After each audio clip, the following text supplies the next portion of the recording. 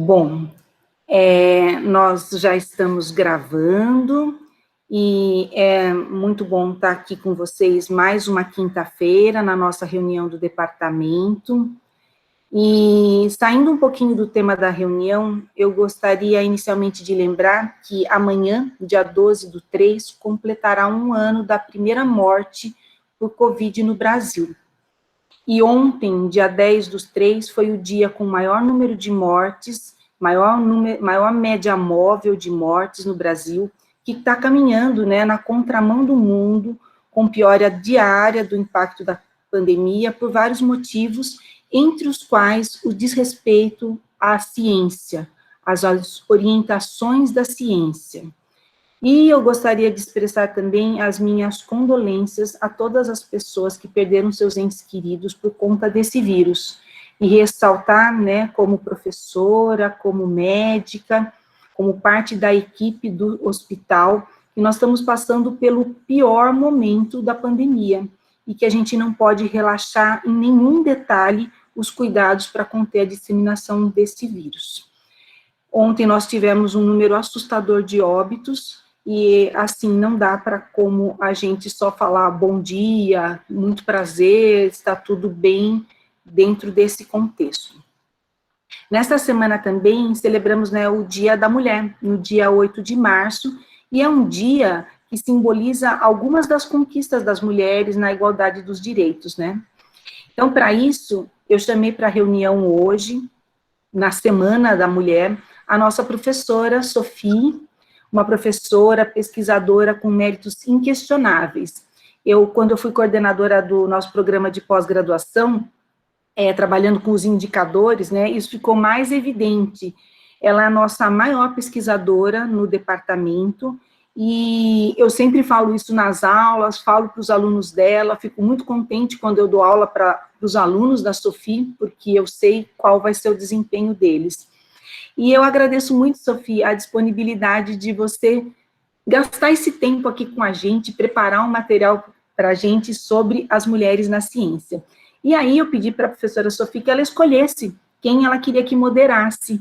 E aí eu fiquei mais feliz ainda, porque ela escolheu mais duas outras professoras, pesquisadoras, jovens, eu estou aí no meinho, aí, né, entre elas, duas mais jovens, a professora Sophie, que tem todo esse gabarito, né, da ciência para conversar com a gente. Então, eu queria dizer que, mesmo diante desses fatos terríveis da pandemia no nosso país, é um prazer enorme ter vocês três aqui na reunião do departamento falando de um tema tão importante, tá bom?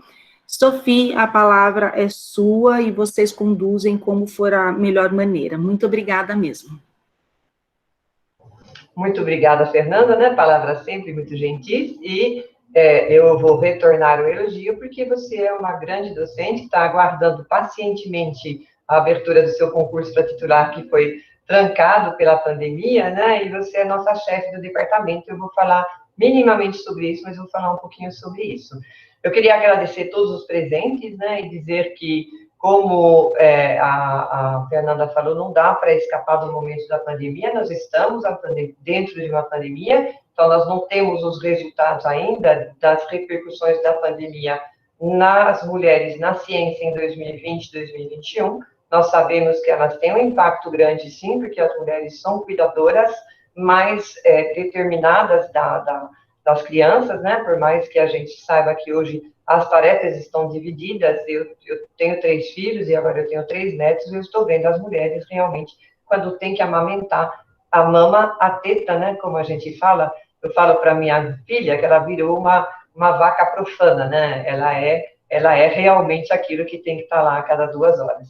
Então, eu não vou falar sobre isso, vou falar de ciência, mas eu vou relevar esses aspectos e deixar para a Cássia e para a Maria Laura comentarem um pouco, porque elas são mães de filhos mais novos.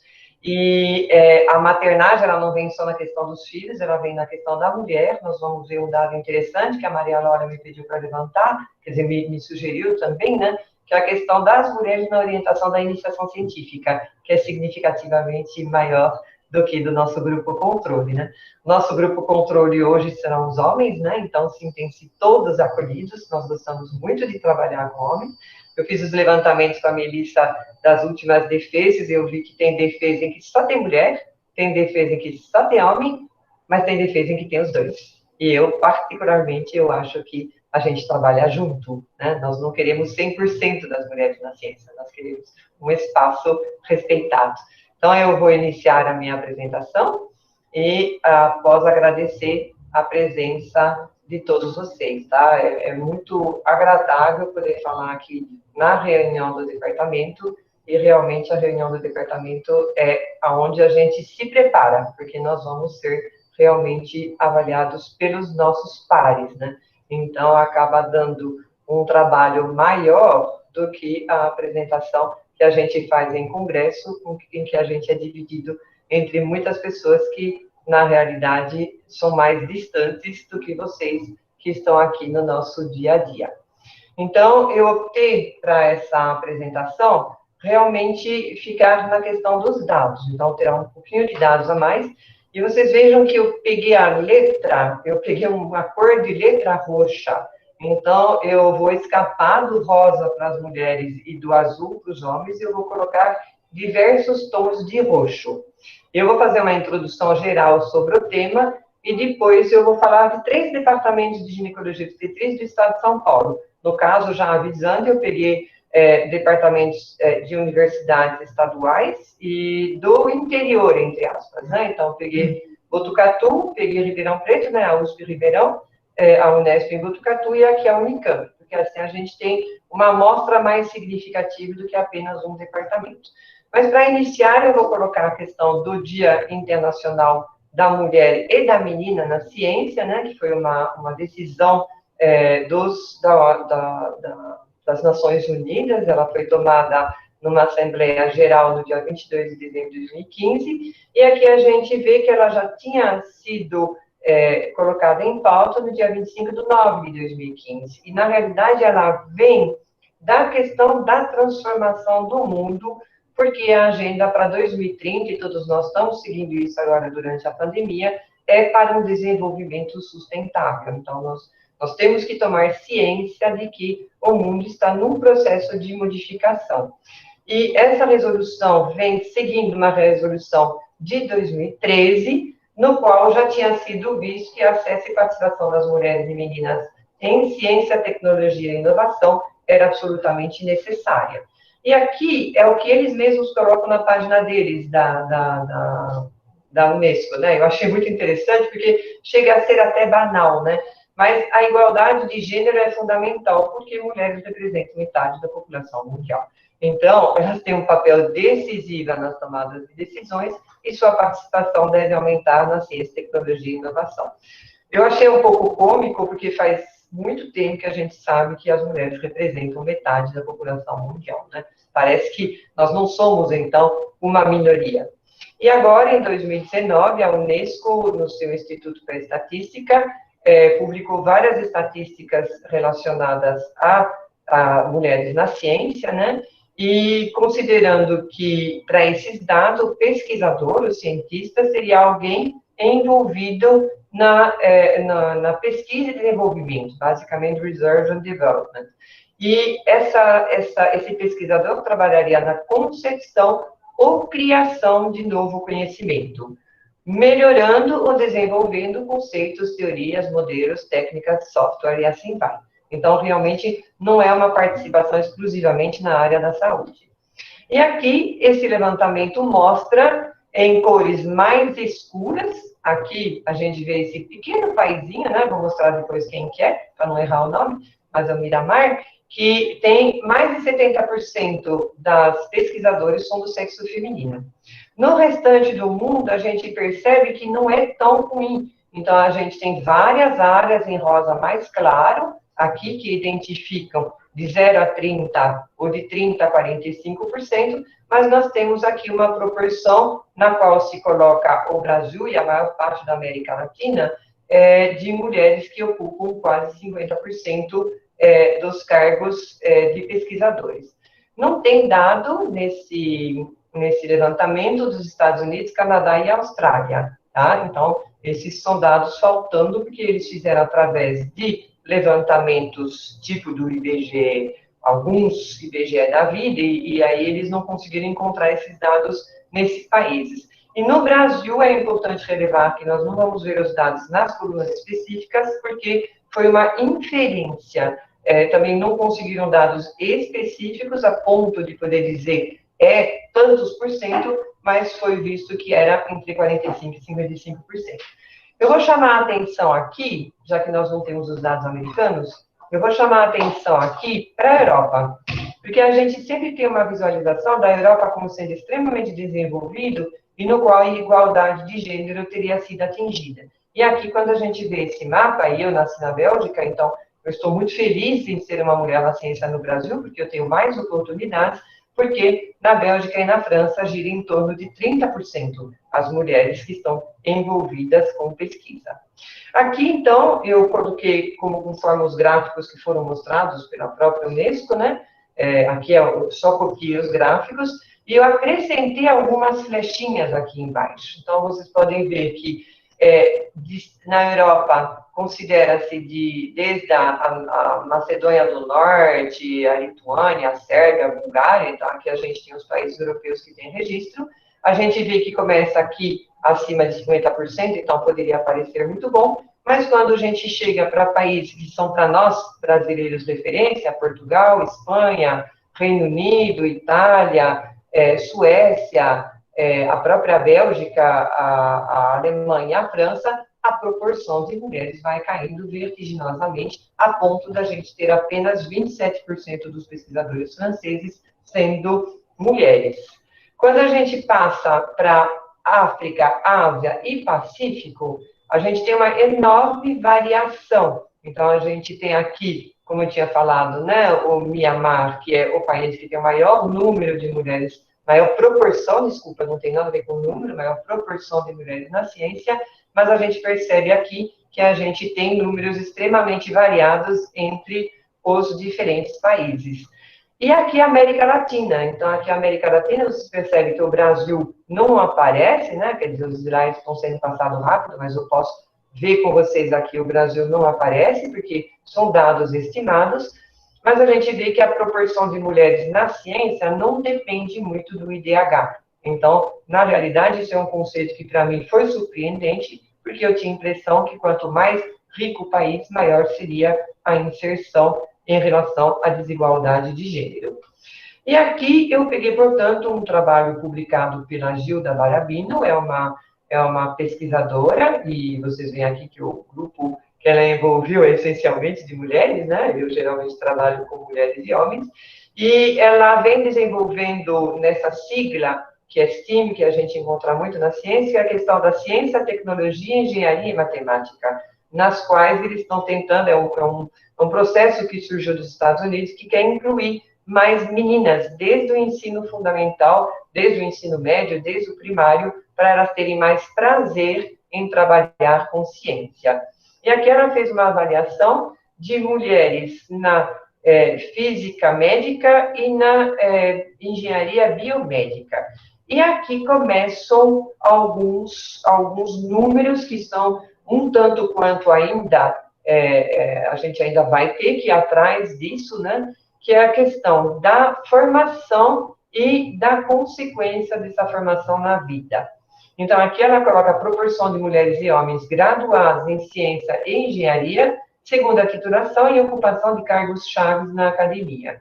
E o que a gente observa? A gente observa aqui as mulheres em amarelo, os homens em azul. São 2 períodos, 2007 e 2013, não houve diferença, vocês percebem, entre 2007 e 2013, por isso que a norma de 2015 é tão importante, porque a gente percebe, seguindo essa classificação estándar para a educação, que quando se trata de educação, as mulheres inicialmente são mais presentes na educação formal.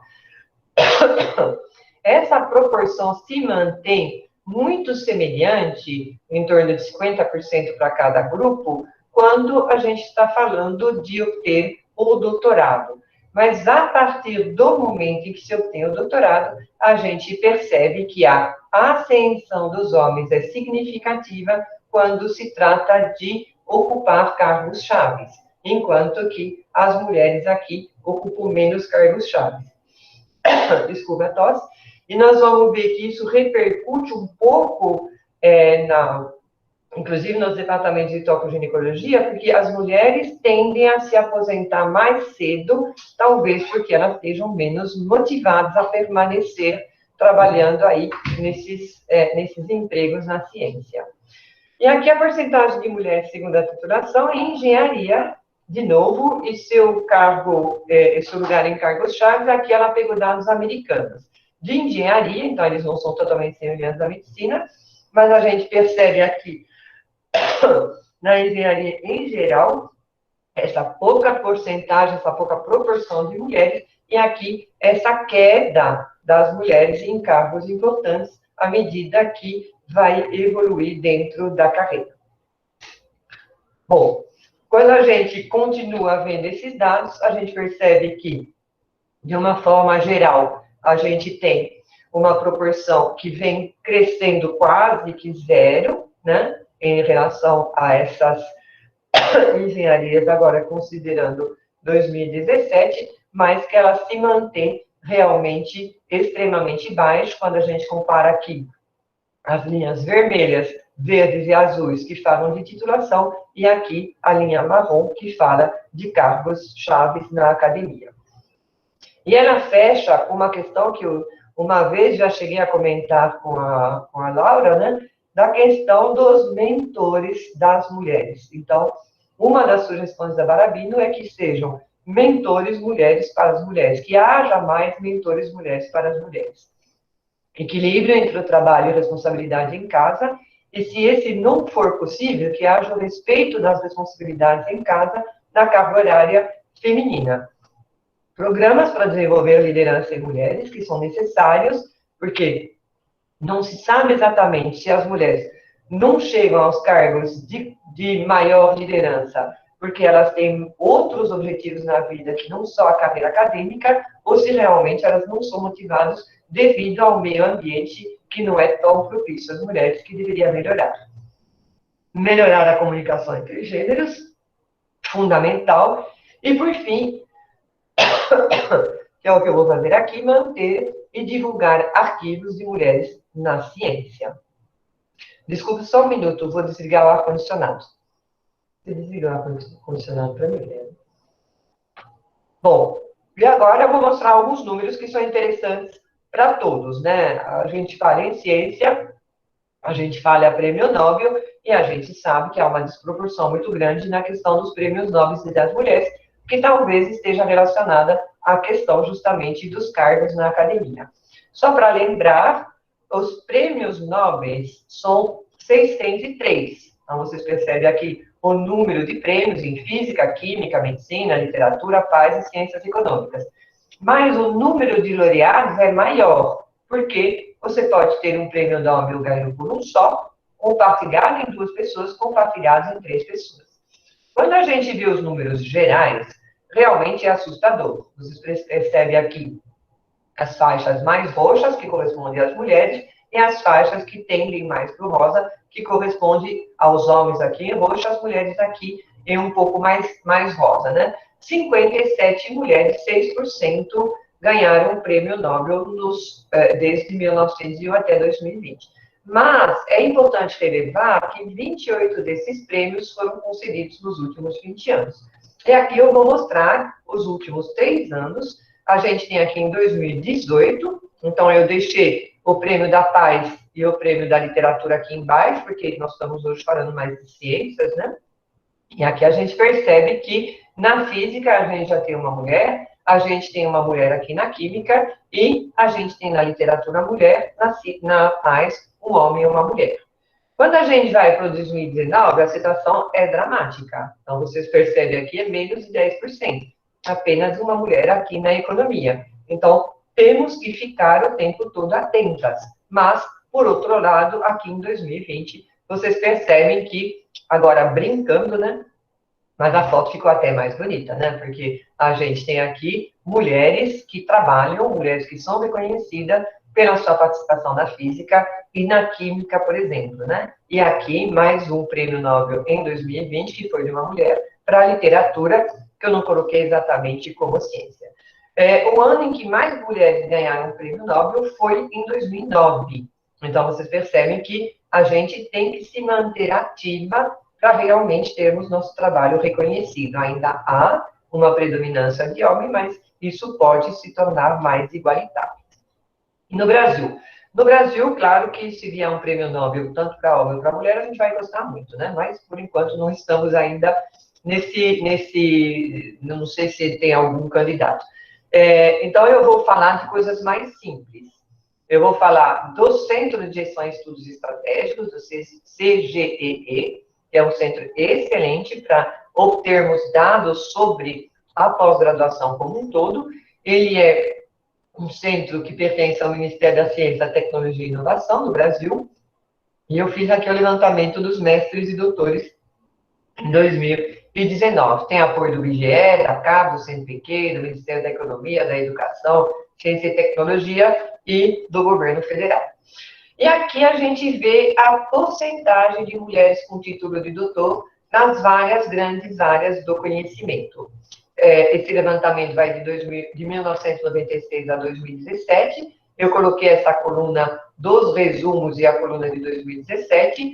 Eu dei um destaque aqui na medicina, porque a nossa área de CAPS é da medicina, mas a gente percebe que nas ciências agrárias, biológicas, ciências da saúde, ciências humanas, ciências linguísticas, letras e arte multidisciplinar, nós temos uma proporção de mulheres acima de 50%, sendo ela de 54% na medicina, considerando medicina 1, 2, 3, que é da qual nossa pós-graduação pertence. E aqui um dado que eu achei extremamente interessante. Então, não é um prêmio Nobel, mas é um prêmio que é muito valorizado aqui na pós-graduação, que é o prêmio CAPES de melhor tese.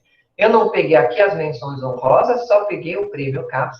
E aqui eu fiquei extremamente feliz, porque, novamente, pegando 2018, 2019 e 2020, o que a gente percebe? 37% são mulheres em 2018, 45% em 2019, 49% em 2020. Então, eu diria que o Brasil, no reconhecimento dos seus pesquisadores, talvez esteja um pouco na frente do Nobel, né? É uma brincadeirinha, mas eu achei interessante esse número. Eu realmente não esperava, e aqui a gente reconhece realmente a igualdade de gêneros chegando, embora tenha mais mulheres na pós-graduação do que homens. Isso daqui vem junto com a taxa de emprego formal.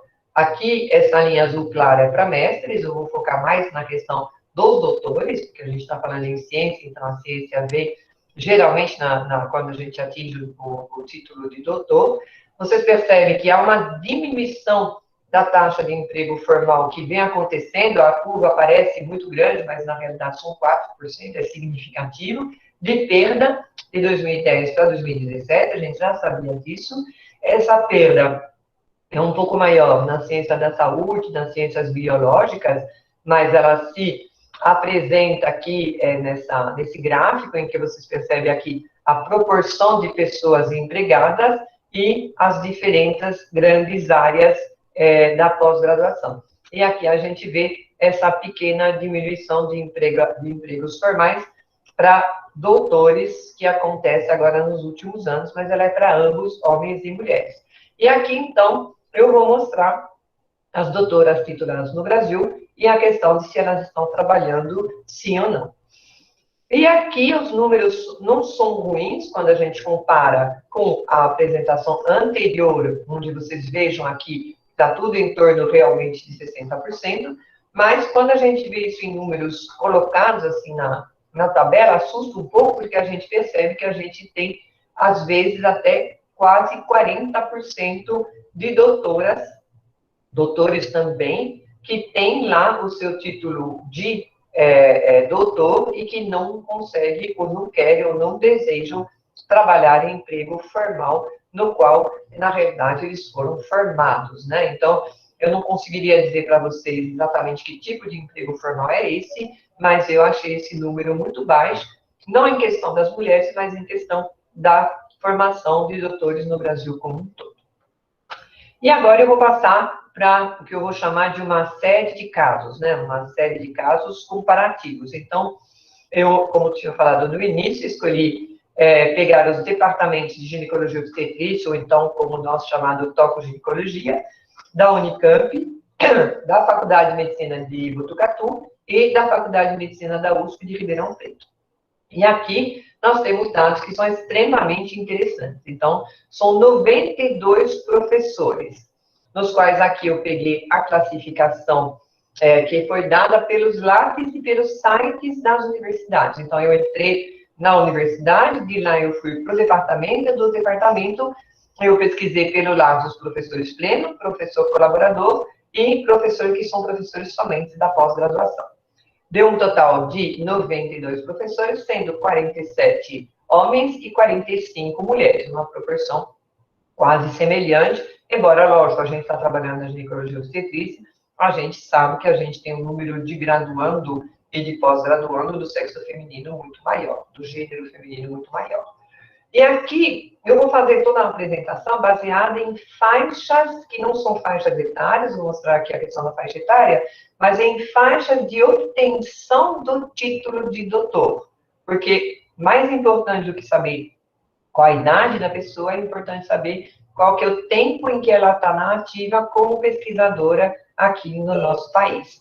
Então, eu classifiquei em homens e mulheres formadas antes de 1990, antes do igual 1990, depois eu peguei o grupo de 1991 a 2000, 2001 e 2010, 2010, 11 a 2020. Então, esses são todos os professores que estão atualmente ativos. Eu não vou fazer uma comparação temporal da proporção de títulos, etc. e tal, baseados no passado. Essa é uma fotografia desses 3 departamentos hoje.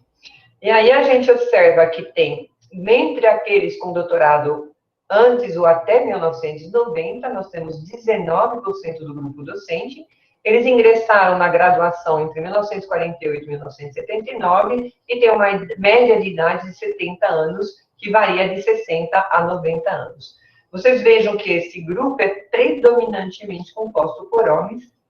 E aqui me veio a lembrança, eu não tenho esses dados específicos, mas me veio a lembrança vários nomes de mulheres do nosso departamento, eu não tenho os dados dos outros, que se aposentaram realmente mais cedo. A gente percebe aqui que nesse gráfico, pelo menos, a proporção de homens com mais do que 30 anos da obtenção do título de doutor continuam na ativa. E aí vem a questão do quanto eles estão motivados, do quanto as mulheres estão motivadas, do quanto esses motivos são diferentes. Vou deixar para a Laura e para a Cássia responder. Quando a gente pega esse segundo grupo de docentes cujo título foi obtido entre 1991 e 2000, aqui eu me encaixo, né? Nós temos 28% do corpo docente, ingressaram na graduação entre 1972 e 1990, tem uma média de idade de 58 anos, variando de 48 a 68 anos. Aqui, nesse terceiro grupo, que obtiveram o título de doutor entre 2001 e 2010, eu acho que é o grupo da Cássia, né, Cássia? Nós temos 37% do corpo docente, ingressaram na graduação entre 68 e 94 e tem uma média de idade de 49 anos, variando de 43 a 72. E, por fim, esse último grupo, e aí vocês veem as proporções, né? Daqui para frente não tem, assim, uma diferença significativa de proporção, mas a gente vê que aumenta novamente o número de homens, né, desse grupo de docentes muito jovens, que corresponde a 15% do corpo docente, ingressaram na graduação entre 1988 e 2004, tem uma média de idade de 42, variando de 36 a 50. Lembrando sempre que nós estamos considerando aqui os departamentos das 3 universidades. E aqui eu vou fazer só, acho que são 6 ou 7 comparações em relação àquilo que foi colocado no artigo que eu mostrei inicialmente, de como tornar o ambiente bom e se a produção das mulheres realmente é uma produção que deixa a desejar ou não.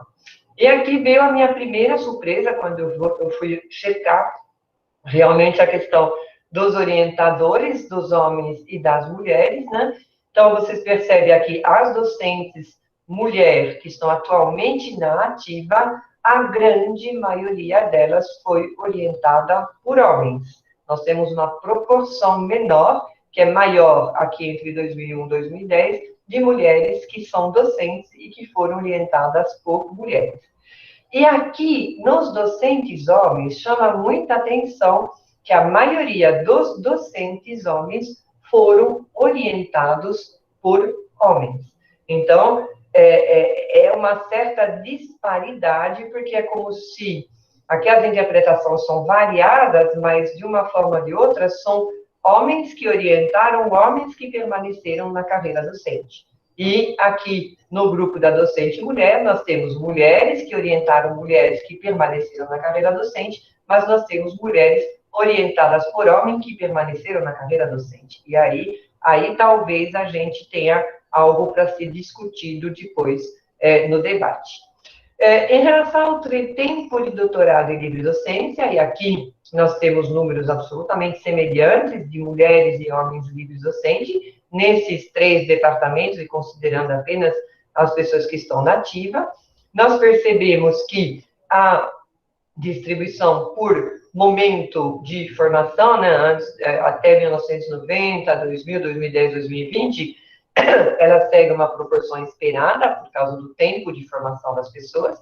A gente percebe que a média de tempo entre o doutorado e a livre docência não mudou, ela mudou pouco, né? Quer dizer, ela mudou no tempo de 14 anos, que era antes, ela passou a ser de 8 anos hoje, de 11 anos, que era antes, passou a ser de 7 anos atualmente, mas nós temos uma proporção muito semelhante de homens e mulheres que são livre docente. Então, a gente percebe que a ocupação de cargos importantes na universidade está sendo realmente contemplada aqui no nosso departamento.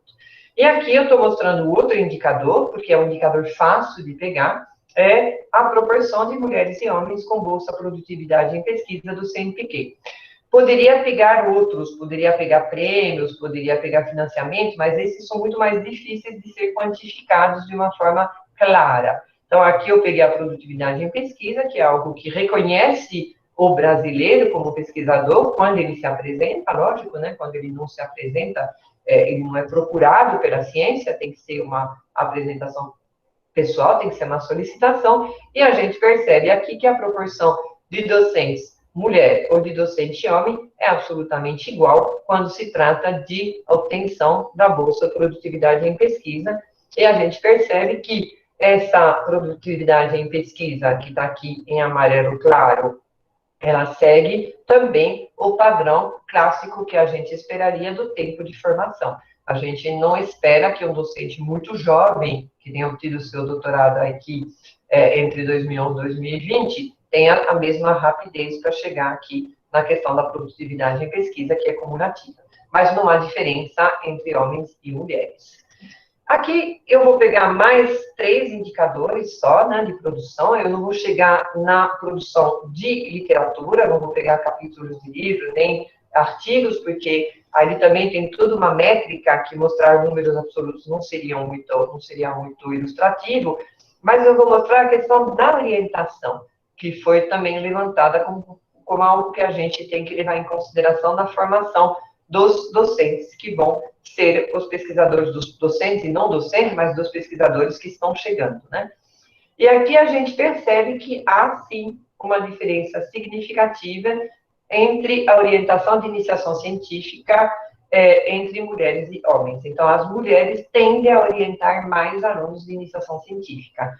Quando orientam alunos de iniciação científica, orientam mais mulheres. Nessa diferença entre homens e mulheres não é significativa aqui, mas vocês percebem que os homens têm uma proporção maior de alunos de iniciação científica do sexo masculino. Então, há uma tendência a mulher orientar mais mulher, orientar homem também, homem orientar no número absoluto mais mulheres, mas proporcionalmente mais homens.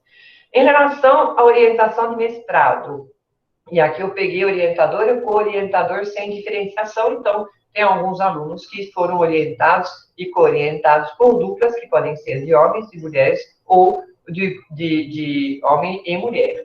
E aqui a gente percebe que não tem ainda diferença significativa em relação à orientação de homens e mulheres. Vocês percebem aqui que os números absolutos são muito semelhantes, né? 411, 400, 113 e 208, mas a proporção de mulheres orientadas por mulheres é maior, né? A gente vê aqui a orientação de homens nas mulheres sempre aqui nesse nível mais baixo, corresponde a 25% do total, e aqui 34% do total dos homens no mestrado. Em relação ao doutorado, a proporção de orientações novamente é igual, mulheres e homens orientam na mesma proporção, então não há diferença nessa proporção, mas a proporção de homens orientados por homens aumenta, né? Então aqui vocês percebem que a gente encontra 41% dos pós-graduando homens, sendo aqui, dos pós-graduandos como um todo, os homens correspondem a 41% quando eles são orientados por homem e a 25% quando eles são orientados por mulheres. Se depois tiver alguma dificuldade de interpretação dos gráficos, eu volto para eles.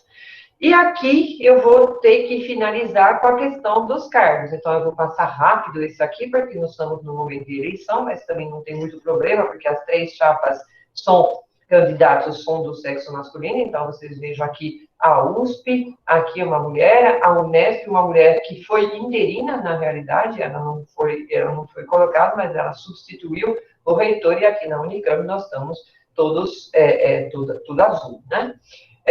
Em relação a diretores da Faculdade de Medicina e de Ciências Médicas, a gente percebe que aqui a Unesp e a Unicamp têm uma tendência, né? A Unesp mais ainda do que a Unicamp, a estar votando para diretores da Faculdade de Medicina do sexo feminino, mas mesmo assim vocês percebem que realmente é pouco. E aqui, quando a gente fala dos chefes de departamento, e aí é por isso que eu elogiei a minha colega Fernanda no início, a gente percebe que nos chefes de departamento, não consegui os dados da Unesp, eles não estão na página, mas a gente vê aqui na USP Ribeirão e a gente vê aqui na tocoginecologia aqui da Unicamp, que realmente as mulheres estão começando a manifestar o desejo de ocuparem o cargo de chefe de departamento.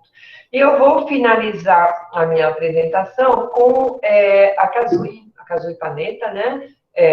Quando a gente está no ensino presencial, essa aula seria dada no anfiteatro, que tem o nome dela, né? O anfiteatro Kazui Panetta. A Kazui Panetta foi professora, doutora do Departamento de Tocoginecologia da Unicamp, e uma mulher extremamente respeitada, e que tem uma importância muito grande na minha vida pessoal, porque ela orientou o meu doutorado. Então, eu fui uma mulher orientada por mulher, uma das poucas mulheres na minha época orientada por mulher, docentes, né, que foi orientada por mulher. E tem mais, ela fez meus partos. A Kazui tinha filhos, ela fez meus partos. Eu me lembro muito bem quando eu trabalhei de manhã, né, fiz uma cirurgia de manhã, quando nasceu meu primeiro filho. Depois eu fui no supermercado, porque já era uma função feminina, era mais feminina na época, né? Fui no supermercado, rompeu a minha bolsa, eu estava fora de trabalho, fui procurar a Kazui, e olhamos uma para a outra de uma forma muito acolhedora. Ambas estávamos muito cansadas. Era uma sexta-feira de carnaval, a Kazui tinha trabalhado o dia inteiro, e aí nós olhamos uma para a outra naquela confiança absoluta, e nós falamos juntas, né? Vamos descansar, porque eu estou fora de trabalho, a bolsa está rota, eu estou uma gravidez normal e a termo, então cada uma, nós fomos para casa, tomamos um banho, a Kazui cuidou dos filhos dela, e nós nos encontramos no hospital às 10 horas da noite, e meu filho, o primeiro, nasceu a 1h da manhã, e a Kazui é que estava lá para me acolher e para me tornar também aquilo que a gente é, que são mulheres na ciência, ou seja, também nós somos mães, né? Nós somos mães, eventualmente de filhos biológicos ou não, eventualmente de alunos, eventualmente de sobrinhos, eventualmente de tantas outras pessoas. Então, agora eu vou fechar meu microfone e pedir para as minhas colegas tomarem a palavra. Eu vou agradecer, antes de fechar, porque está na minha tela, depois eu vou ver muito mais gente, né?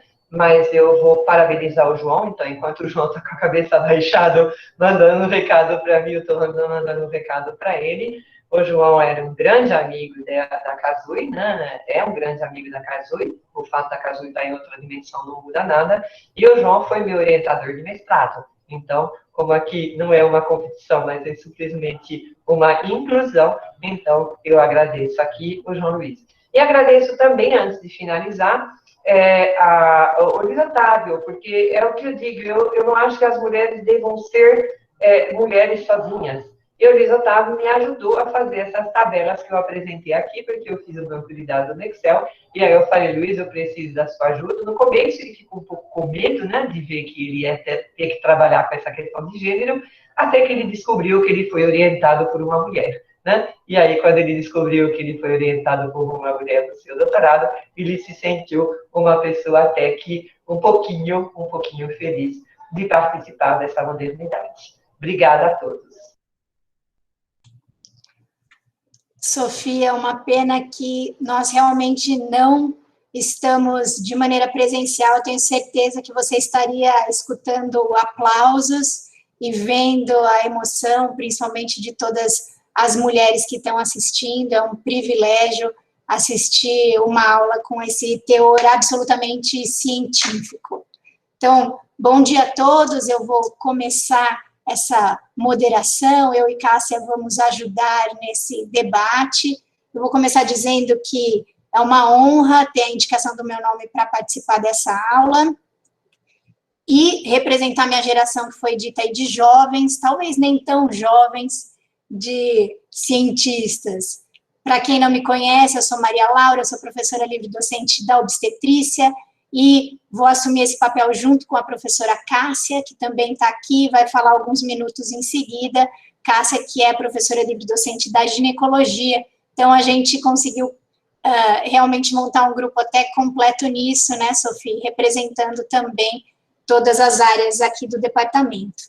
A professora Sofia começou dizendo que não ia fazer um relato de caso, e acho que ela fez uma apresentação brilhante, absolutamente científica, e eu vou me permitir fazer justamente o contrário, e acho que vai ser esse o meu papel hoje, vai ser mostrar um pouco dos desafios que eu enfrentei durante a minha carreira como médica cientista, e depois eu vou colocar para vocês num link um site que tem artigos da Nature muito interessantes, compartilhando a experiência de mulheres cientistas, e que, sem dúvida, todas nós conseguimos ver muitas semelhanças.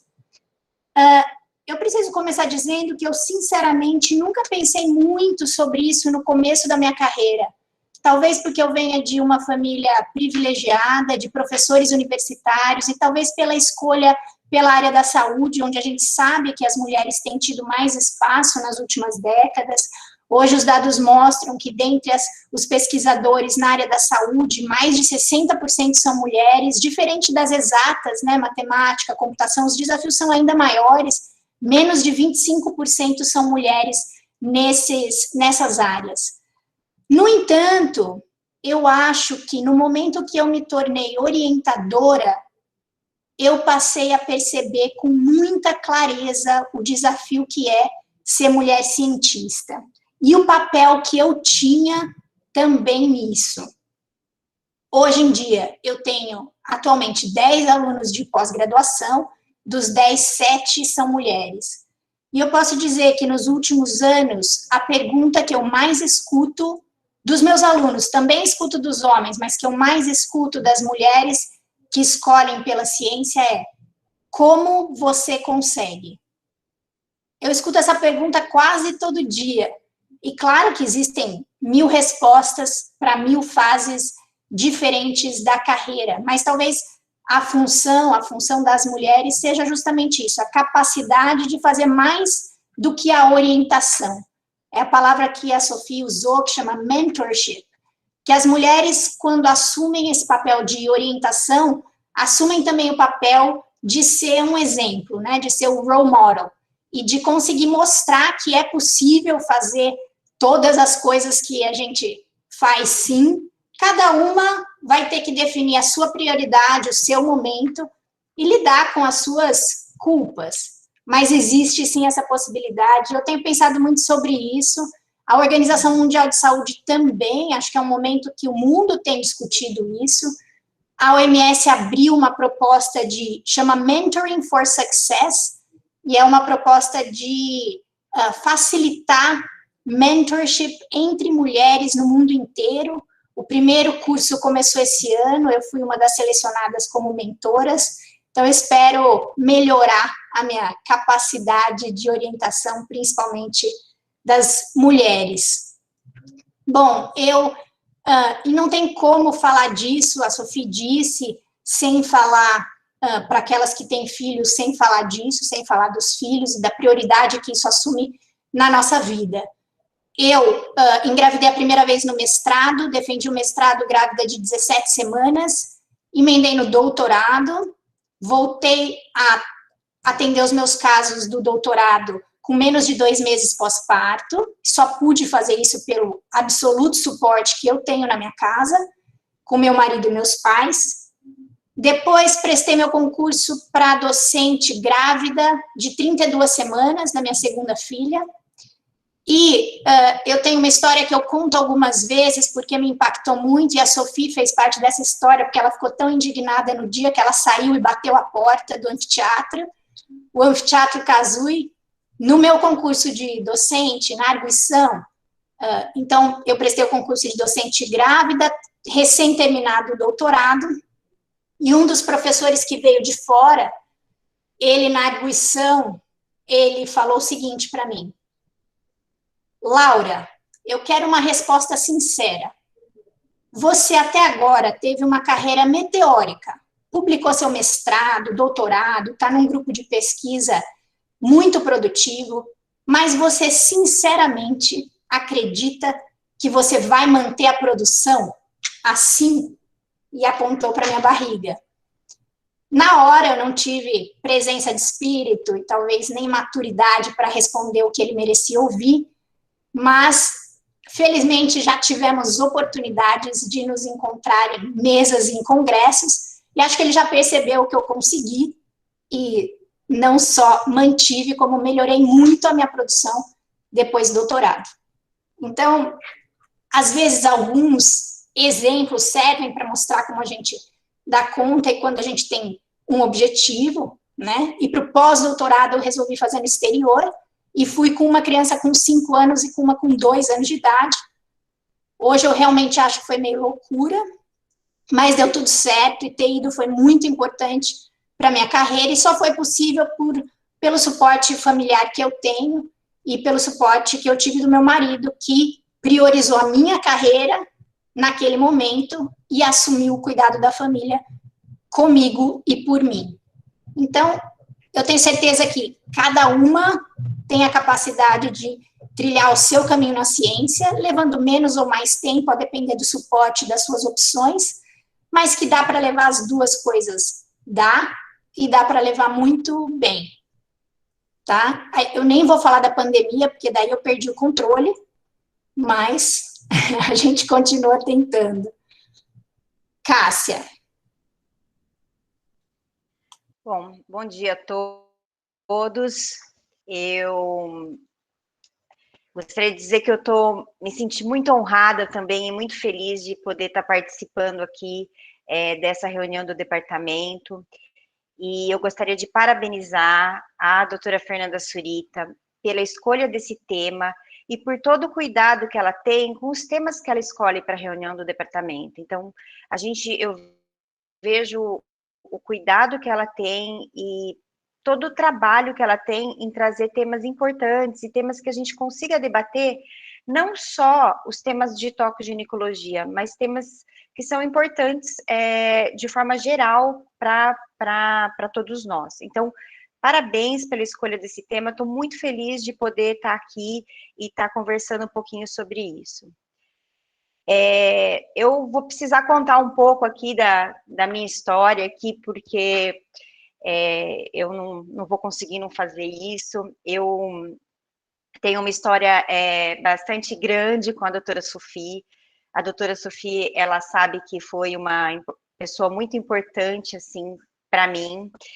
E vou precisar contar um pouquinho aqui do que aconteceu. A doutora Sofia me acolheu logo no começo da graduação e me ajudou me iniciar nessa carreira como cientista. Então, se eu estou aqui, é em grande parte por causa dela, por causa de todo o apoio que ela me deu, por causa de todo o incentivo e de todas as oportunidades que ela me deu. Foram 4 anos de iniciação científica, e ela me ensinou não só o rigor científico, que isso todo mundo viu na aula dela, assim, uma aula perfeita, uma aula científica, uma aula metodológica, uma aula muito bem apresentada, muito bem feita. Isso todo mundo está acostumado a ver dela, mas eu vivi também o outro lado dela, que nem ela disse, ela é mãe, e ela é mãe dos filhos, é mãe dos sobrinhos, é mãe de filhos naturais, de filhos adotados, e é mãe dos alunos, e ela foi minha mãe por diversas vezes, me pegou no colo diversas vezes, me acolheu chorando, me acolheu nervosa, me acolheu feliz. Então, estou muito feliz e fiquei aqui até muito emocionada vendo ela falar sobre as mulheres na ciência e muito feliz por poder ser uma dessas mulheres na ciência aqui do departamento. Eu me lembro que muitas vezes eu fui à casa da doutora Sofia para escrever um artigo, para poder redigir o artigo, para poder redigir projetos. Não sei se ela se lembra, mas na época os filhos dela eram pequenos. Então hoje ela estava dizendo, porque meus filhos estão grandes, mas os filhos eram pequenos. E eu fiquei me lembrando eu me lembrei agora que eu tive a minha primeira filha logo após ter entrado aqui no departamento como docente. E a minha primeira aluna de mestrado, ela defendeu o mestrado no meu puerpério. Então, eu lembro que eu falei para ela, não, nós vamos defender o mestrado, fique tranquila, você me dá uns 30 dias aqui para eu organizar a coisa. E essa minha aluna, que foi a Jussara, ela foi à minha casa também. Então, essa é a importância. Qual que é a importância, assim, eu acho que eu ter tido uma orientadora que me recebeu na casa dela, que me colocou lá no meio da família dela, com o marido dela, com os filhos pequenos, você ter essa vivência te dá a oportunidade de dar essa vivência para outros alunos. Então, a gente aprende com os exemplos, né? Então, foi muito importante para mim e fiquei lembrando desses momentos aqui. Uma coisa que eu acho, assim, sobre a aula da doutora Sofia é que a gente não espera outra coisa. Como mulher, a gente não espera outra coisa do que uma aula que seja realmente científica, que tenha realmente números e que mostre quem as mulheres são, porque a gente não quer ser reconhecida por ser mulher, a gente quer ser reconhecida por ser competente, e a gente só quer condições para poder ser competentes. E uma das coisas que eu acho que acontece, que todo mundo pergunta, né, Laura? Perguntaram no seu mestrado, mas todas as mulheres aqui, elas já foram perguntadas, mas você vai casar? Tipo, numa entrevista de mestrado. Mas você vai ter filho? Mas você vai conseguir dar conta de tudo? E aí a gente fica se perguntando, né, assim, o que é esse dar conta de tudo, né? O que é isso, né? Então, o problema das mulheres, eu acho que a maternidade é uma questão, mas não é só isso, é porque a mulher, na nossa sociedade, tem um papel de cuidadora. Então, a gente tem que pensar das mulheres também que não têm filhos. Quem cuidam dos pais? Então, os pais adoecem, ou alguém da família adoece. Quem é que fica no hospital com essas pessoas? Quem é que passa a noite com essas pessoas? Quem é que cuida? Então, normalmente, são as mulheres que cuidam. Então, eu acho que está na hora da gente ressignificar todo esse papel da sociedade. Então, quem cuida dos filhos? Hoje, quem está cuidando dos meus filhos em casa, porque nós estamos numa pandemia, eles estão em aula em casa, é meu marido. Isso não tem problema, porque quem cuida é quem está perto. Então, quem consegue estar perto, quem consegue ajudar. Então, eu acho que o que as mulheres querem não é serem vistas como mulheres. O que a gente precisa é de uma rede de suporte para poder ter as decisões. Então, se a decisão é ter um filho, ou se a decisão é cuidar de alguém, cuidar da família, é que a gente tem um suporte para isso. Então, esses links que a Laura está colocando, eles são bastante interessantes, porque as mulheres põem isso, assim, que o que precisa. E uma delas lá, ela fala assim, olha, a gente precisa de uma creche. Não precisa ser uma creche de graça, mas precisa ser uma creche dentro do campus, perto da onde a gente está. E nesse ponto, eu tive aqui, eu usei a creche da Unicamp. Então, eu saía daqui do ambulatório, ia até a creche, amamentava e voltava. Eu não ia embora para amamentar, eu pedia licença do ambulatório, 30 minutos, ia e voltava. Então, eu consegui porque eu tive uma rede de suporte. Então, eu acho que esse é o grito, não sejamos vistas por sermos mulheres. O que a gente precisa é só uma rede de suporte, porque realmente, amamentar é uma coisa que só mulher faz. Esses cuidados iniciais da criança precisam da mãe. Agora, depois que as crianças crescem, aí é ressignificar o papel dos pais, né? Porque daí quem consegue cuidar? Quem está perto das crianças. E isso é uma tarefa que tem que ser dividida. Quando você olha os gráficos de produção, eu levantei alguns gráficos e realmente você tem os filhos e você acaba tendo uma queda na sua produção e essa queda é estimada em 2 anos, assim, que você volta a ter esse platô de produção de novo, né? Isso é o que acontece na maioria das mulheres. E essas quedas acontecem e são perguntadas, né? Na minha livre docência, que foi agora 3 anos atrás, o professor Baraka me perguntou, ele falou, mas como que você fez? Que é a mesma pergunta que fazem para você, Laura, que acho que é a pergunta que fazem para todas as mulheres.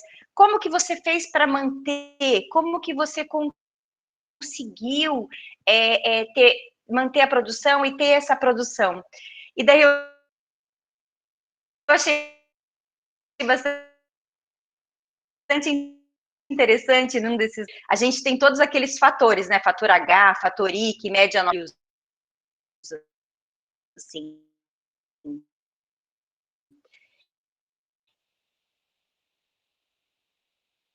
E isso realmente tem um impacto. Se as mulheres e os homens, se o tempo da carreira deveria ser diferente, porque você perderia um tempo aí por causa dos filhos.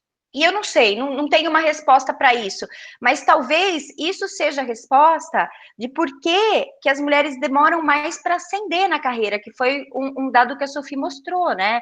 Você chega ao título de doutora ali, mas você demora mais para chegar até a livre docência, você demora mais para conseguir uma vaga de docente, você acaba demorando um pouco mais na carreira. Talvez isso seja um dos motivos e uma das respostas para as coisas que a Sophie mostrou. E eu também concordo plenamente com o que a doutora Sophie falou, é que a gente não quer fazer as coisas sozinhas. A gente não quer ser uma sociedade inteiramente feminista e olha, nós somos as mulheres e olha como a gente é boa e dá conta de tudo. Pelo contrário, né? A gente quer mais trabalhar junto, trabalhar com todo mundo e ter um respeito igual e não ser vista por ser mulher ou não ser vista por ser mulher, né? Porque às vezes a gente é invisível, né? Em algumas sociedades, assim, em algumas situações, por ser mulher, a gente acaba sendo invisível. Eu acho que tem uma pergunta aqui do chat, deixa eu ver para a gente colocar.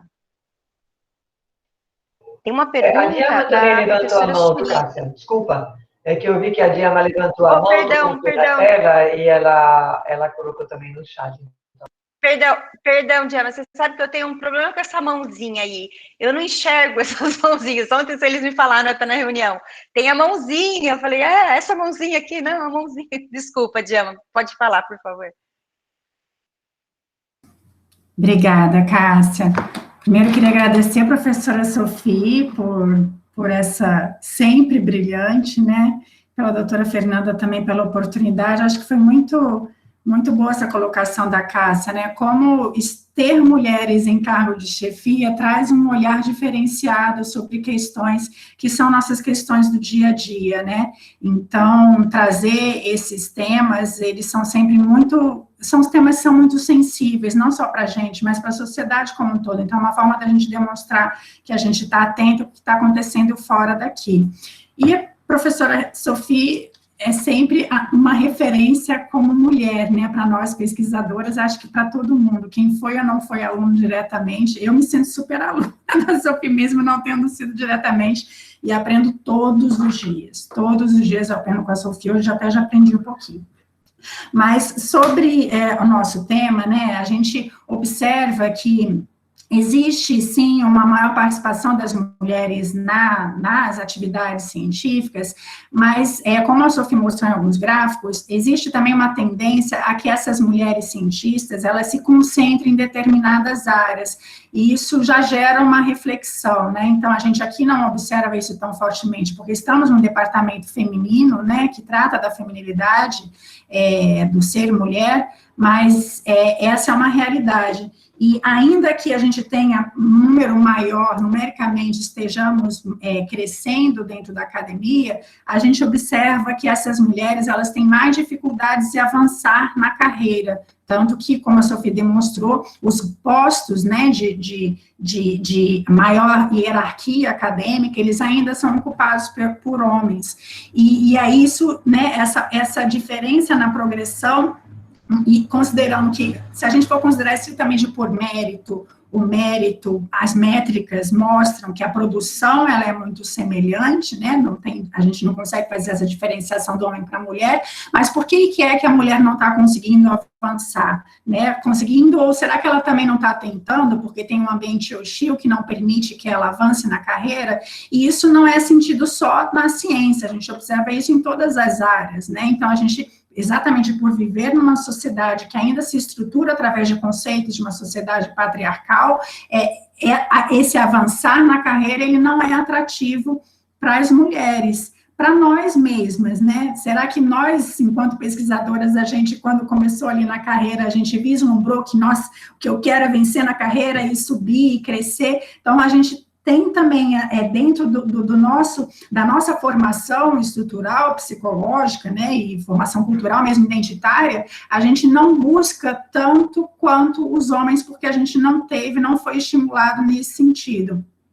E não tem problema nenhum a gente querer ou não crescer na carreira. Tem gente que não quer crescer na carreira porque quer crescer espiritualmente, quer crescer em outras áreas da sua vida, não tem problema. O problema é quando a gente quer e não consegue porque tem dificuldades, porque não vê um ambiente facilitador para que isso aconteça. Porque a cultura ainda acadêmica ainda é uma cultura muito baseada no modelo masculino, né, um modelo de produtividade extrema, né, um modelo de competitividade muito grande, né, que a gente observa até entre nós, né, entre as mulheres, né, isso é um comportamento não masculino, mas um comportamento que ele é estimulado dentro da masculinidade, dentro dessa visão de que o homem precisa crescer, subir, para conseguir ter qualidade, e a gente sabe que não é nada disso. Mas, enfim, uma coisa que não foi comentada, que eu gostaria de comentar, é o nosso papel, que é um pouco disso que a Cássia falou sobre a Fernanda colocar esse tema. É o nosso papel de estar introduzindo a questão do gênero dentro das nossas produções científicas, que é um olhar que, se a gente não fizer, os homens não vão perceber. Então, a gente precisa colocar a questão de gênero mais presente nas nossas publicações, né? E isso, no último congresso que teve do ano passado, online, né, do Congresso Mundial de Saúde Pública, isso foi muito colocado como a questão de gênero precisa ser inserida dentro das publicações acadêmicas, porque não dá para a gente hoje não ter esse olhar, porque realmente os resultados são muito diferentes quando a gente faz essa avaliação. E aí a gente está falando do gênero, né, o masculino e o feminino, dos outros gêneros também, né, isso até na Europa é mais significativo, que o que é minoria para eles, para a gente aqui a minoria são as minorias periféricas que são vinculadas com a sociedade, né, com os aspectos sociais, né, então a minoria para a gente é o negro, o preto, né, porque socialmente são desfavorecidos, e isso para a gente é muito importante discutir essa minoria, mas uma sociedade onde isso não é tão relevante, a minoria é a população LGBT, né, então essa questão do LGBT é muito significativa, quando eles estão fazendo esse recorte nos trabalhos, principalmente na área de saúde pública, então essa é uma tendência que a gente observa. todo mundo fez seu relato, eu não vou fazer o meu relato de vida, até porque eu estou muito inferior a vocês academicamente, ainda que trilhando a minha própria história, mas eu não sou mãe, e queria só chamar a atenção para isso, que assim, essa observação que a gente tem, que é a primeira coisa que tem que gritar, né? Nós somos mulheres e somos mães e precisamos ter uma carreira normal, assim como os homens conseguem. Mas quem não é mãe também tem um olhar que é o olhar do preconceito, que é um olhar do assédio, que ele é muito forte, né? E é presente, inclusive, dentro desse departamento. Né? Então, a gente precisa estar atento a essas questões, porque não é só a questão da maternidade, porque mesmo vocês que são mães, se a gente retira essa coisa que grita, né, na vida de todas vocês vão perceber que tem outros aspectos também que dificultam muito o nosso trabalho, que estão relacionados com o gênero e não necessariamente com a maternidade. Muito obrigada novamente pelas colocações da Sofia, da Maria Laura e da Cássia, e pela doutora Fernanda por ter colocado esse tema. Obrigada, viu, Djama? Obrigada aí pelas suas palavras. Tem uma pergunta aqui, Sofia, para você. A professora Surita está perguntando se essa inversão do IDH na porcentagem de mulheres na ciência, como que acontece na França, não seria parte de toda a história da ciência, que é mais antiga no continente europeu. Ela tá uma pergunta dirigida a você. A pergunta é muito bem feita, né? E ela me toca particularmente porque eu sou nascida lá. Então, eu nasci na Bélgica, eu fiquei na França até os meus 13 anos. Então, aquele início do estímulo da menina na ciência me foi dada. Eu morava na Alsácia, que é perto da Alemanha, então eu tive acesso desde que eu entrei na escola, era uma coisa horrível que era feita, mas era feita, era teste de QI, e a gente fazia teste de QI todo ano, eram homens e mulheres, e a gente era estimulado a ser, no caso da minha família, né, ia de cabeleireira até professor universitário, desde que passasse por esses testes, dependendo do score. Isso era muito ruim, mas para mim foi bom, porque desde pequena eu escutei assim, se você quiser, você pode ser professora universitária. Então, a questão do estímulo na infância é fundamental. Você poder dizer para o seu filho, para a sua criança, que ela vai poder ser pesquisadora. E é isso que eu escutei, provavelmente é o que a Djama, como filha, escutou, provavelmente é o que a Maria Laura falou no relato dela, né, Maria Laura? Você falou, a minha mãe e o meu pai me estimularam na carreira de pesquisadora. Eu não sei a história pessoal de cada um, eu não vou falar muito da Cássia, porque todo mundo já percebeu que ela é minha filhota, né? E aí, nessa questão da maternidade, que a Djama levantou muito bem, é lógico, nós nunca pensamos maternidade como filhos, nós pensamos maternidade como cuidado. Só que volta, né? Volta. Essas questões que a Laura e a Cássia colocaram, que você está colocando, Djama, de se assédio para a maternidade, ou de assédio com a maternidade, seja você tendo filho ou não, esse é um ponto que volta. Ele não é perguntado para o homem, não é perguntado para o homem que faz um concurso qual é o estado civil e qual que é o grau de parentesco. Mas eu já vi perguntar numa banca, esses relatinhos que não tem muita importância, mas eu vi relatando numa banca, perguntar para uma mulher qual era o estado civil dela. Então, um membro da banca teve a ousadia de perguntar, você não colocou no seu memorial que você é divorciada.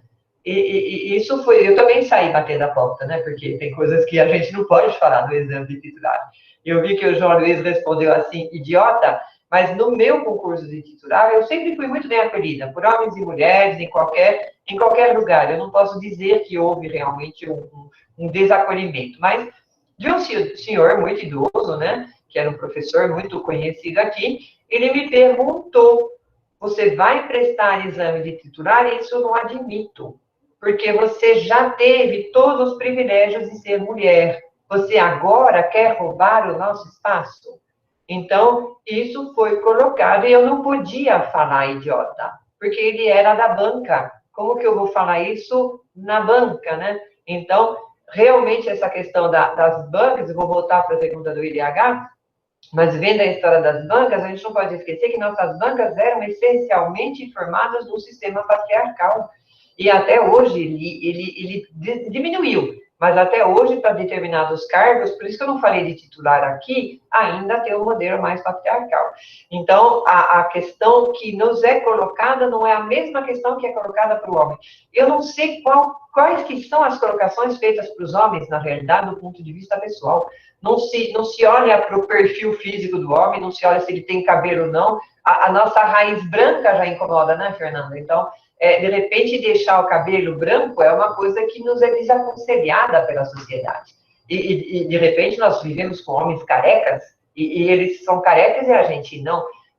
Nós engordamos 1 quilo, nós ficamos obesas, porque é da natureza feminina engorda mais fácil, né? Mas isso não é relevante quando a gente vai num ambiente masculino. Então, tem, sim, muitas diferenças sutis que a gente observa. Mas eu vi um debate entre 8 mulheres mundialmente famosas como mulheres na ciência, nesse dia que teve da Unesco Internacional, que eu assisti o simpósio para preparar essa aula. E aí as 8 mulheres, elas dão risada, porque elas falam assim, gente, foi tão engraçado quando o cara me perguntou isso, porque realmente a minha vontade era de falar, coitado, né? Falta ainda 1 século de evolução. Eu tenho a impressão que daqui para frente isso vai diminuir muito e em todas as instâncias. E voltando para a questão do IDH, aí eu não tenho uma resposta concreta, eu tenho uma vivência. Eu vim da Europa, eu tenho 82 primos em 1º grau. Eu sou a única cientista. Então, todos os meus primos que ficaram lá, 70% das mulheres da minha família, eu fiz esse levantamento agora, a gente tem uma árvore genealógica que é montada por um primo meu, 70% das minhas primas não trabalham. Então, na Europa, o trabalho das mulheres é muito mais difícil do que nos países que a gente chama, né, nos países de IDH um pouco diferente. Tanto é que vocês viram isso claramente nos gráficos, né? Quando a Unesco mostra a participação de mulheres na ciência, essa participação não é em países essencialmente os mais ricos, ela é em países mais pobres. Por que será? Será que é uma questão da ciência que é mais antiga no continente europeu e aí demora mais, né, para os homens abrirem espaço? Será que é uma garantia de sucesso na Europa ser um pesquisador? Será que os cargos ocupados na Europa são mais privilegiados do que aqui? A gente tem uma mão de obra feminina muito grande entre o pesquisador, mas não necessariamente como a gente viu em cargos de alto poder, né? Então, essas questões todas a gente não consegue realmente responder sem fazer uma análise científica mais concreta, né? Eu não sei se os outros teriam algo assim para acrescentar nessa questão, mas me surpreendeu muito e novamente vou afirmar, eu tenho que também fazer, que nem a Diana fez uma coisa mais ampla, né, do que não só as mulheres, eu tenho que falar também de países, né? Então, nós estamos agora num momento em que está todo mundo estressado, porque o Covid no Brasil está sendo mal gerenciado, e aí, como eu vivo dos 2 continentes através da mídia, eu posso afirmar para vocês que a pandemia está sendo mal gerenciada no mundo inteiro, né? E que o Brasil também está gerenciando mal.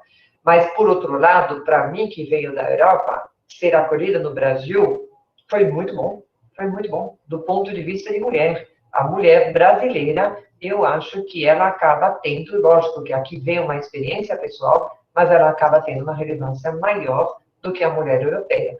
Quem faz sucesso é a mulher europeia no Brasil, mas dentro do Brasil, as mulheres são realmente respeitadas quando elas estão na carreira científica. Eu não estou falando das mulheres como um todo, não estou falando de igualdade de gênero, estou falando dentro do ambiente universitário. Nós temos realmente uma comunicação muito boa e um ambiente muito favorável ao nosso crescimento. Não foi sempre assim. Então, um pouco de pessoal, quase nada, mas quando eu cheguei, eu não queria fazer medicina, eu queria fazer engenharia. Eu já vinha dessa formação franco-germânica, que tudo deveria ser computador. E eu vinha de uma família de patriarcado, éramos 4 filhas. E meu pai falou, vocês estudam ou em Jacareí, São José, ou vocês estudam em Campinas. Porque a minha irmã mais velha tinha passado aqui em Campinas, então ele comprou um apartamento aqui e falou, então para Campinas que eu vou, para São Paulo vocês não vão. E aí eu tinha a Unicamp e eu tinha o ITA. Mas eu não podia prestar ITA, porque o ITA era proibido para mulheres, né? Então, eu não podia prestar o ITA. Eu podia prestar o Unicamp mesmo sendo estrangeira. Então, eu prestei uma universidade estadual brasileira sendo estrangeira. E aqui a gente coloca mais uma minoria na jogada, que é a mulher estrangeira que quer fazer uma faculdade. E hoje, lógico, que todas as escolas abriram para ambos os gêneros, né? Então, realmente, hoje eu acho que é um dia em que a gente está num momento difícil de pandemia, mas a gente está num momento bom de mulheres. Eu acho que realmente nós estamos, eu diria assim, eu não gosto do caminho sem volta, né? Porque não tem caminho sem volta. Se tivesse, as pandemias não existiriam mais. A gente olha para o Covid, a gente esquece da peste, a gente esquece das gripes, a gente esquece que já morreu muito mais gente por causa da pandemia do que hoje. Porque tudo não tem volta, e em algum momento pode voltar. Mas, a princípio, as mulheres estão agora bem representadas, estão indo para frente e precisam galgar mais alguns graus. Eu até gostaria de saber a opinião da Fernanda, que tá ali no cargo, né, de chefe de departamento, e fazer essa pergunta diretamente para ela no momento, né, que ela é representante chefe do departamento. Eu nunca quis ser chefe de nada. Então, na minha carreira inteira, eu queria ser titular, mas eu nunca quis ser chefe de nada, eu não fui chefe de nada a minha vida inteira, por opção, discutido um pouco na psicanálise, mas por opção. Eu queria saber se foi uma opção que me foi colocada na formação, ou se foi uma opção, porque realmente eu gosto mais de liderança do que de chefia. Então, isso é uma coisa que eu tenho um certo interesse em conhecer, porque eu também observo que a chefia muda os departamentos, né? O fato de chefes mudam. Então, nós vamos ser gerenciados por pessoas, e a questão de gênero também é importante nesse caso. Então, eu vou fazer essa pergunta aqui para a Fernanda. Professora Sofia, eu só agradeço sua aula, todo seu olhar, e as falas também, né, da Laura, da Cássia, da Diama, sobre todas essas questões de gênero dentro da pesquisa, dentro da academia. E eu acho que, assim, é muito difícil, né? Eu acho que quando eu vejo as pessoas mais novas falando, eu lembro da minha época, e eu lembro da professora Sofia grávida, operando quando ela rompeu a bolsa, eu não lembro de qual dos filhos foi, que ela estava no centro cirúrgico, né? Foi de alguma das suas crianças. Então, eu acho que são momentos diferentes, mas que são momentos que existem, porque eu vejo bem aquela história. A professora Sofia foi da onco, eu sempre fui da obstetrícia, nunca fui... Mas ela sempre foi um exemplo para mim, um exemplo da pessoa que está crescendo dentro da liderança ou da chefia num determinado espaço que antes era dominado só pelos homens. A gente tinha a professora Kazui aqui, a professora Marisa, mas era diferente, né, professora Sofia? Era diferente, a posição que elas tomavam dentro do departamento era diferente, e hoje eu consigo ver a professora Sofia, a professora Lúcia, que está aqui, a professora Eliana, é uma condição diferente, que a mim foi muito inspiradora, e que me faz ter vontade de batalhar e de ocupar espaços, sim, e de ocupar espaços por mim, e de ocupar espaços para garantir mais espaço para as pessoas que vêm. Então, assim, eu fico muito contente de ver a minha professora, que foi um exemplo, trazendo algumas pessoas que foram residentes, quando eu era médica contratada, como a Cássia, ou mesmo alunas, quando eu era já médica, como a Laura, que é uma grande amiga, as duas, eu trabalho muito com as duas, aqui trazendo esses depoimentos, e entendendo que elas também vão ser pontes para que outras pessoas estejam além da onde a gente conseguiu chegar. Então, eu vejo muito nesse sentido. E a questão da chefia do departamento, Acho que era assim, eu achei que era um momento da minha vida. Eu, na verdade, o meu grande momento era fazer meu concurso de professor titular, estava preparando tudo, quando surgiu essa saída da professora Meire do departamento, e realmente eu falei, não, acho que eu gostaria, eu nunca quis ser chefe de área eu nunca quis ser, porque é uma coisa muito administrativa, mas a parte do departamento, eu acho que eu já tinha sido muito tempo da graduação, da pós-graduação, eu tinha vontade de fazer essa interlocução com a faculdade maior, e ao mesmo tempo seguir na minha parte acadêmica, que foi um pouco tolhida agora, mas tudo tem seu tempo, né? Então, vamos esperar.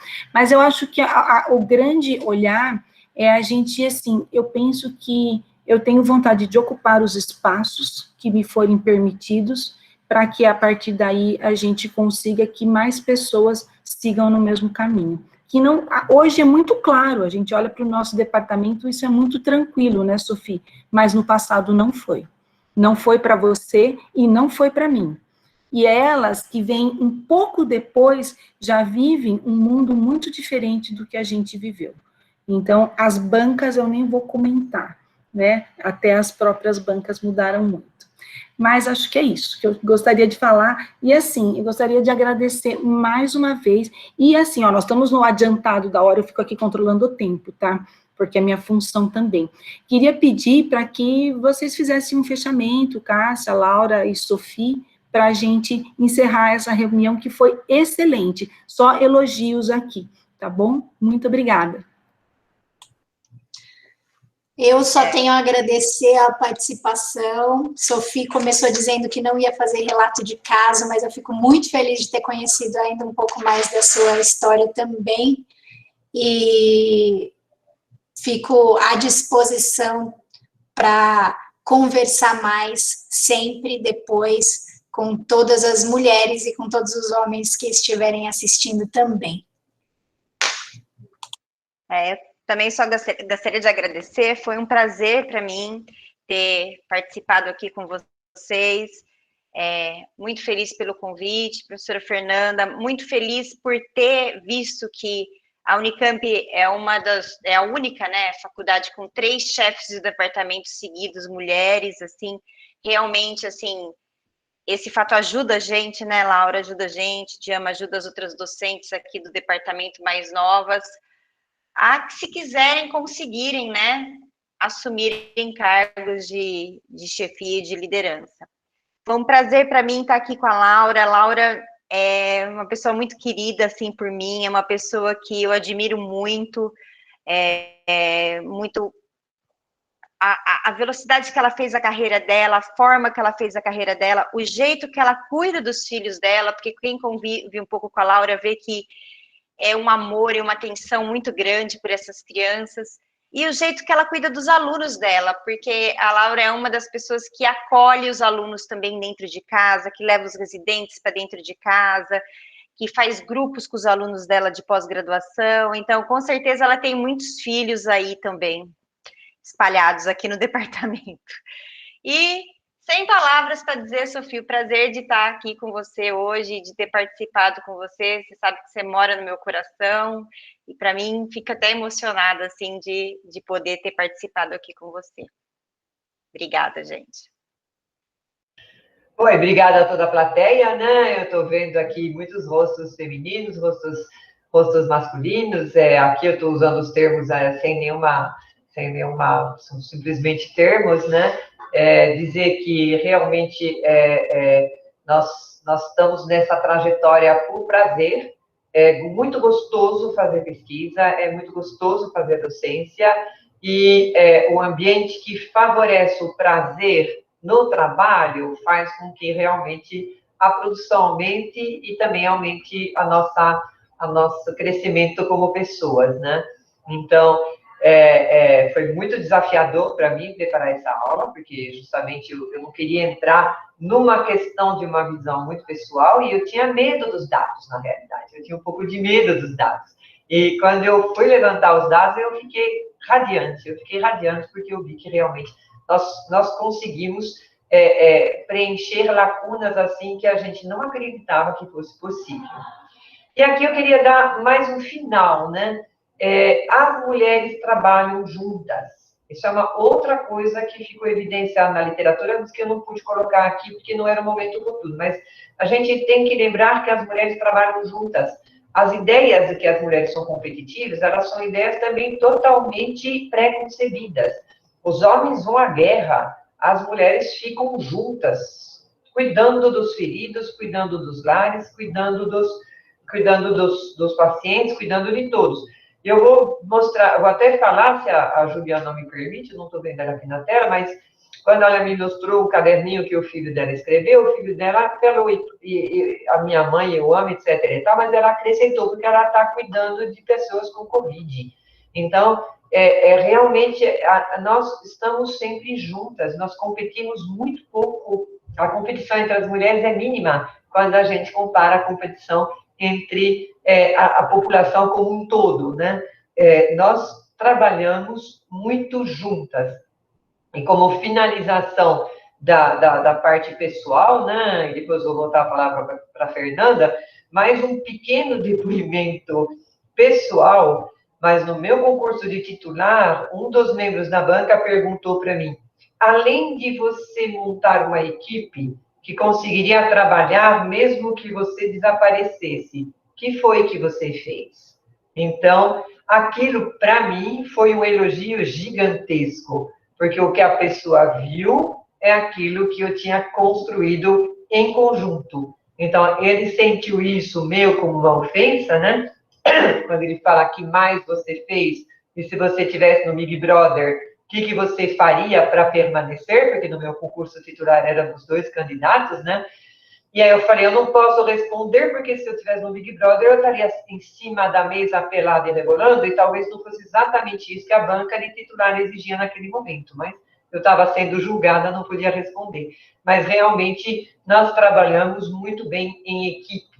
Eu acho que isso tem que ser relevado, porque muitas vezes a gente esquece, a gente se acha competitiva, porque eventualmente a gente se irrita, mas todo mundo se irrita. E a gente não se irrita mais ou menos com mulheres, a gente se irrita às vezes com a situação, e a irritação feminina não é muito bem-vinda. A irritação feminina é vista como histérica, a irritação feminina ela é vista como uma menor, vamos dizer, uma menor aceitação. Então, eu queria agradecer toda a plateia, agradecer as minhas colegas, agradecer a Fernanda, né? E eu vou encerrar aqui a minha fala. Gente, muito obrigada, foi ótimo. Olha, eu não dei meu depoimento, porque com 2 casamentos, 3 filhos e esperando para fazer o concurso de titular, eu ia levar um certo tempo, tá? Mas, assim, uma hora eu conto a história para vocês também. Gente, brincadeiras à parte, agradeço muito, gostaria de convidá-los já para a próxima reunião. Vou pedir para a Márcia, por favor, Márcia, se você pode colocar o slide da próxima reunião, e na próxima reunião a gente vai trazer o professor Jales e o Dr. Marco, mas na verdade quem nós vamos estar trazendo aqui é o Dr. Pixel, certo? O Dr. Pixel que vai falar para a gente sobre o papel da imagem na avaliação das causas do sangramento uterino anormal, e eu conto com a presença de todos vocês, tá? Então a gente tem que sempre valorizar o que a gente tem aqui, e o Dr. Pixel é uma pessoa especial dentro do nosso departamento. Então, aguardo vocês na próxima quinta-feira. Um abraço para todos e muito obrigada.